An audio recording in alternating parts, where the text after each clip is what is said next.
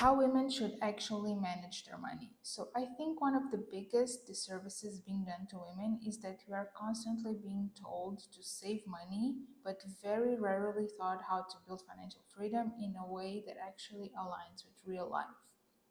So most financial advice either is extremely restrictive or completely disconnected from the reality of being a woman.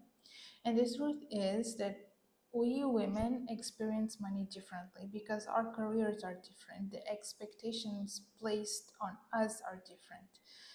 Even the way that society teaches us to think about wealth is very different. And a lot of women secretly carry this guilt around money. They feel guilty for wanting luxury, for wanting stability, for wanting softness and comfort after working really hard. So, today I want to talk about money realistically, not from a place of shame, not from a place of fear, but from a place of empowerment. I think the first step that we need to take when we talk about how women should manage their money is understand what women think and what is the concept that women build around money. So I think that a lot of women misunderstand what financial independence actually means, in the sense that financial freedom or financial independence, it's not just about being able to buy designer bags or having an expensive lifestyle or uh, going to fancy restaurants every weekend. Financial independence is actually about having options. It's about the ability to leave unhealthy environments, the ability to say no, the ability to choose your life intentionally. And honestly, I think that many women don't realize how much fear is influencing their decisions until they experience financial insecurity. Because even if people tell you that money is not everything, money actually impacts everything that you do in your life. Where you live, who you tolerate, who you marry, how much rest you allow yourself to take, what opportunities you can access. And this is why, for me, women should always prioritize building their financial stability before anything else in their lives. And it's not because you hate men or because you never want a partnership, but because when you are dependent financially on something or someone, you are actually removing your ability to have choices. And like I mentioned in the last episodes, being able to choose is where your power lies, okay? But then, how do we start to build this financial stability, this financial independence? We need to start thinking about the foundations that women need. So, before we dive into luxury, before we consider aesthetics, or before we even try to look successful online, women need foundations. And what are these foundations? The foundation can be having an emergency fund, savings, investments, financial literacy. And I know that finance can feel intimidating. And a lot of women avoid learning about money because they think it's complicated or because they were never encouraged to engage with it in the first place.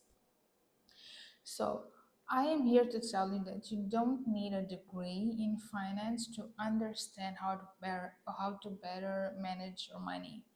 Or you don't need a financial advisor to tell you how to start saving or how to start investing. There are tons and tons of books that you can read about financial literacy, how to start creating your emergency fund, how to start investing. There are a lot of podcasts that you can listen. You don't actually have to go to college to get a degree in accounting or finance management or business management or whatever. to start taking control of this part of your life.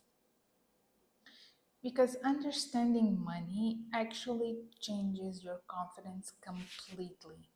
Because when you understand money, you stop operating from panic. Okay?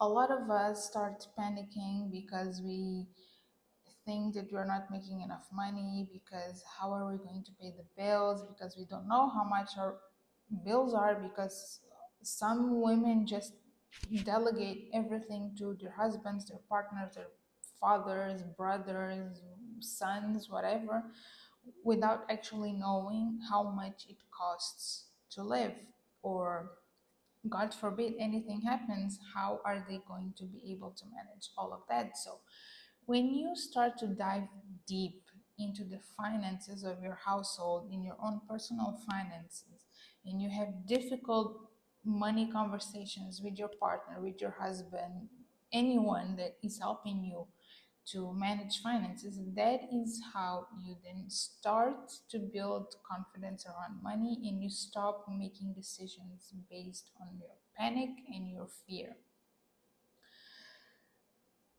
And this also leads to something that I think it's very important that we start doing, which is normalizing talking about money. Women should start normalizing talking about money openly. And when I say this, I mean like women should start talking about how they negotiate salaries with one another. They start they should start discussing if they are investing, and if yes, where are they investing. They should exchange advices on what they think are the best type of investments, if that is something that they are doing. You need to start to understand how to do your taxes. Okay, it is very important that you understand how much money you are paying in taxes, whether it's coming out directly from your salary, whether you are filing taxes jointly with your spouse. You need to know how to file those taxes, how to maximize your tax payments or reimbursements. And you should also understand how to manage debt if that is something that you currently have. So, talking about money, understanding all of these financial concepts, organizing your finances, that is not something exclusive to men, okay? Understanding all of this will not make you less feminine. On the contrary, it will make you very informed. And an informed person can make informed choices, which leads to a more stable and happy life. And while talking about money, there is something that a lot of people rarely want to admit, which is women are often shamed for wanting beautiful things, especially if you are an ambitious woman. If you are an openly ambitious woman and you tell the world that you want to make more money, that you want to buy a bigger house, that you want to buy a luxury car, that you want to be able to afford expensive trips, people will start to shame you. I know it firsthand, okay? And it's like the moment women start to actually enjoy luxury, beauty, fashion, makeup, or anything that makes them feel good about themselves, people immediately start to question her intelligence and her depth. To which for me it's completely ridiculous, because let's be honest here, society wants women to look all beautiful, all young, all very well dressed, and all appealing to men, to everyone. But when you spend money doing that, then you are just not very good at managing money. Then you are just, spending money. um, and I'm here to tell you that there is absolutely nothing wrong with wanting a beautiful life. Okay? There is absolutely nothing wrong with wanting comfort and wanting abundance. Okay? There is absolutely no problem in wanting luxury because I can tell you firsthand that I want all of those things. I work really hard to get those things for myself. And I think that in the topic of financial independence and how women should manage their money, I think that social media has actually made this very difficult for women as well.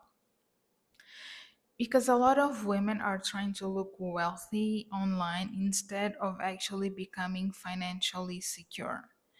And these are two very different things when you are flashing a very expensive lifestyle in social media and actually having financial security. Because for me, real wealth is quiet. It's about having peace in your life. It's about having stability. It's about having choices and to not be constantly performing.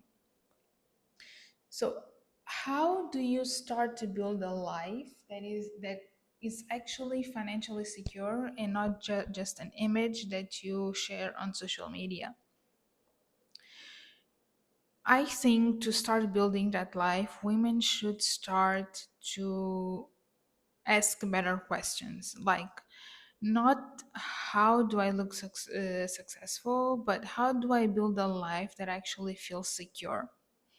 Because true confidence doesn't come from appearances alone, okay? It comes from knowing that you can support yourself, that you can rebuild yourself, that you can survive difficult seasons. And that kind of confidence changes the way that you move in every area of your life. So I can here talk from my own personal experience because at 27 years old, I moved out of my parents' house and I moved to a different country. And that was the first time that I was living by myself, actually. The first time that I had to handle my bills. When I moved to Lisbon, I had to basically start from scratch, like open bank accounts, register to get a tax number and social security and figure out all of these things that before that they were done for me by someone else. And I can tell you this, 4 years after I moved to Lisbon, I am the most confident that I have ever been. I am managing my money like I have never managed before. And that built in me such a confidence that now I feel so confident to start my own business, even though I don't know if the business will be successful or not. But knowing that I am so capable of managing my own finances, it just feels natural to want to achieve more and to go after more. So, here is one thing that I want women to take away from this episode, and it's this: money, it's not just numbers. Money is actually freedom, money is safety, money is options. And women totally deserve financial empowerment without feeling guilty, shamed, or having to apologize for it.